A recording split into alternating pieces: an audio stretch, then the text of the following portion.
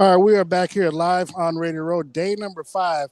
Darren Smith, host of The Ship, and joining me today, allow me to introduce, he is the host of the Ross Tucker Football Podcast, so you can check out on social media at Ross Tucker NFL, kind of like at Darren NFL. Okay, Darren Smith NFL. And look, if you have a quick question, you can text him or go to myfrontpagestory.com at some point. And speaking of it, before we can get started, because again, they know I watch the show every day. You did a nice little promo last week when you were on the Ultimate Cleveland Sports Show because you had something for people for Valentine's Day. So I want you to go ahead and talk about that. Well, first of all, I love Darren how you dress, man. Absolutely styling. And it's called myfrontpagestory.com. A buddy of mine actually started the company, and it's by far the best Valentine's Day gift I've ever seen. You talk to a writer for, 5 minutes, 10 minutes while you're driving home from work. Tell them how great your significant other is. I don't care if it's your wife, girlfriend, whatever. They write this incredible story. It looks like it's on the cover of the newspaper, framed, beautiful. And I've seen so many videos now, Darren, where they open it up and they're not really quite sure what it is. To be able to say, honey, I want to do something special for you. So I had a story written about you. That sounds so charismatic. That sounds so romantic. And then make sure you tell the writer, by the way, or you can do it in the email. I never thank her enough for all the little things she does. Because whether you realize it or not, in their mind, there's a bunch of little things. So when you say that, it's like, oh, my gosh, he notices. So it's myfrontpagestory.com. It is absolutely money. I don't even know how many people in Kansas City have gotten one yet, so that would be unique. Myfrontpagestory.com. Yeah, I appreciate it. Because like I said, I saw your segment last week, and I was like, damn, I mean, that started rolling through my head. Like, I need to make one, for my mama, because all she wants is a gift card. So are you originally from Cleveland? No. So what happened was, obviously, when the Deshaun Watson stuff went down, my contact up there was like getting contact with a guy named Garrett Bush. So I had Bush on my radio show in Kansas City, and we talked about that. And then, we just been on each other's show from time to time. Of course, with the Chiefs doing all the winning and stuff, they had me on Super Bowl when we were in Phoenix. So my first time being on the show was when I was on Radio Row at Phoenix, and Mikey was like, as you talked about, he said, yo, we've heard the rumors. This guy's the sharpest dressed guy we've ever had on the show.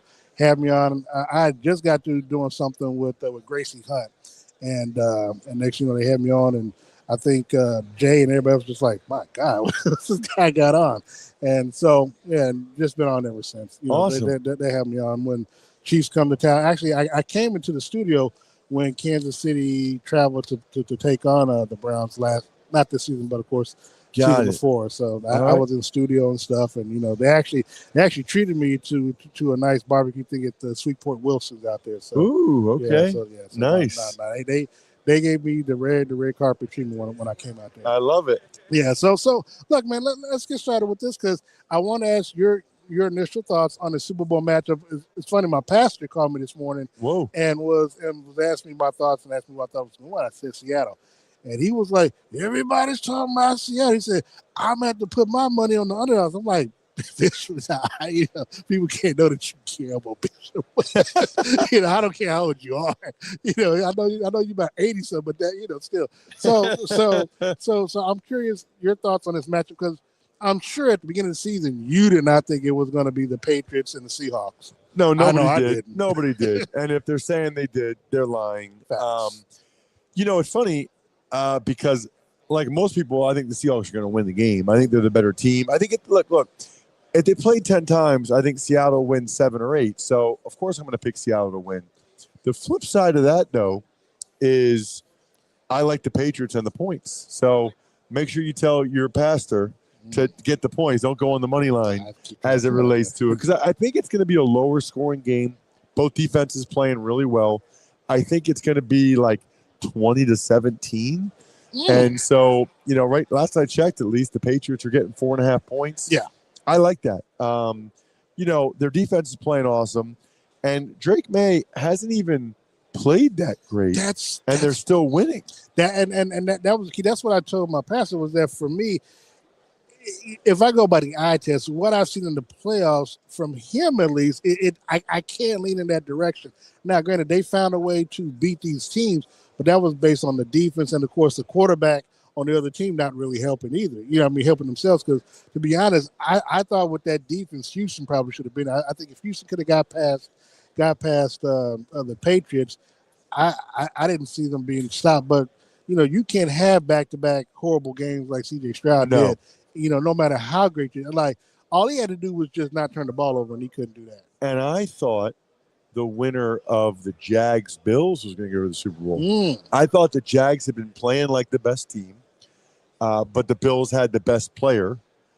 And, I still think if they had closed out that game against Denver, I would have liked Buffalo against New England quite a bit. But you got to win. You got to make the plays. You can't mess up the clutch plays, unfortunately, for the Bills. And that's my favorite team I played for. Once again, they came up short. Ross Tucker joining us here live on the Radio Row. We're at the Moscone Convention Center. Friday, day number 5, of course, just a couple of days before Super Bowl 60. Kansas City decided to take a break this year. So I do want to ask you about the Chiefs.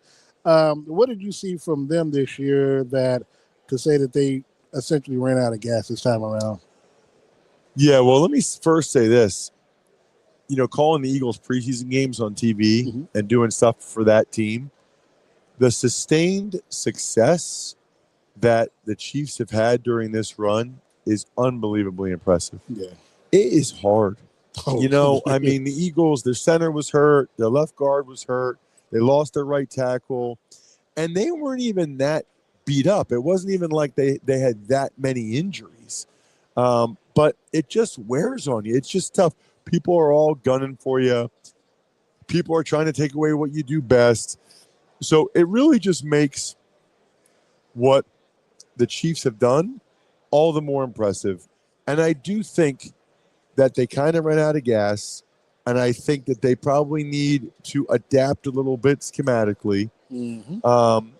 And, there was always going to be some regression from the standpoint of they used to win all the close games. I mean, 15 in a row or whatever it was. That was never going to be sustainable. Now, it's crazy that they won all of them. Now this year they lost all of them. The truth is probably somewhere in the middle, although when your coach is Andy Reid and your quarterback's Patrick Mahomes, you should win more than your fair share of those. I will say this, and I'm glad you touched on that because that's where I was going. All the one possession games, one score games they were able to win last year. This year, the same to me could have been done. However, it was to me the lack of execution because you think about it, starts back from the game in Brazil. Third play of the game, Travis Kelce takes out Xavier Worthy. Now, supposedly, the game plan was revolved around Worthy. To me, that was a mistake to begin with, but that's neither here nor there. Second, once Harrison Butker missed the extra point, now you're putting pressure on the Chiefs offensively. If they score again, eventually they've got to go for 2. And when they couldn't go for 2 late in the ball game, now and the Chargers score.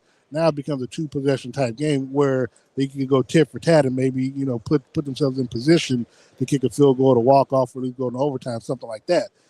Next game, Eagles, 50-50, Super Bowl rematch, whatever happens, week number 2. But then, they turn things around with the Giants, and then, of course, knocking off Detroit along with Baltimore. And then, of course, you get Rashee Rice back.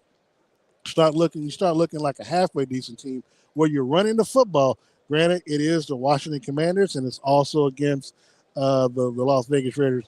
But they still get paid the same as you do to try to stop you from winning. So that being the case, okay, you ran the ball effectively, but then somehow, some way, they left their superpowers on the bus or in the locker room when they traveled to Buffalo. Where they were scoring 31 points a game, they get to Buffalo and just forgot how to play football. And after that, the only game they essentially won, the only game they won after that was against Indianapolis. Right. And so, but I talked to Harrison after. I believe it was after the Sunday night game against Detroit, and I asked him, how, because his missed kicks have had an adverse effect on the score because, he's missing his kicks early on, and now the team is having to try to grind harder, and they're putting themselves in a position where those 3 points end up mattering towards the end of the ball game. And so it was something that they can never overcome. And then of course wide receivers were dropping passes too. That was something that they suffered from 2 years ago as well. Yeah, it was not good. I happen to think that they're going to bounce back. Oh, I hope so. I'll be curious to see what adjustments they make schematically. I do think, they seem excited about Bieniemy coming back to kind of bring that attitude and hold them accountable. It sounds like maybe more so than they were. I guess Bieniemy rides their what. Okay, so let me tell you this. So you, as a former player, know holding players accountable more than just yelling at them to where that's where a lot of folks like to minimize Eric Bieniemy's contributions. I know for a fact by being there daily, those 5 years that he was the OC, that was the highest that the Chiefs, were scoring in the league. They led the league in scoring 3 times, had the top offense twice, and Patrick Mahomes won 2 MVPs.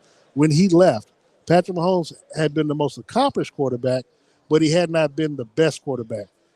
The numbers show it. I mean, he regressed as a quarterback the last 3 years under Matt Nagy and Andy Reid. And, this is not, numbers confirm that, but the sheer fact that, when he finally got a chance to have his press conference afterwards and he talked about the team, and he's not the only one, Trey Smith and others talked about they weren't being held accountable.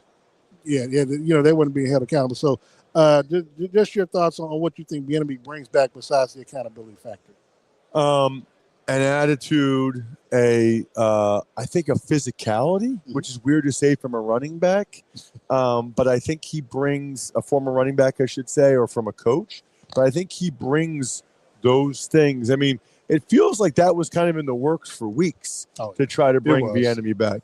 It was. And if I let you go, because I know people ask you all the time, it seems like you've had a 180-degree change of heart when it comes to Shedeur Sanders. I know early on in the season, from people who had told you about Shedeur, he wasn't good, but then you got a chance to see with your own eyes. Your thoughts on how Shedeur can grow from year 1 to year 2?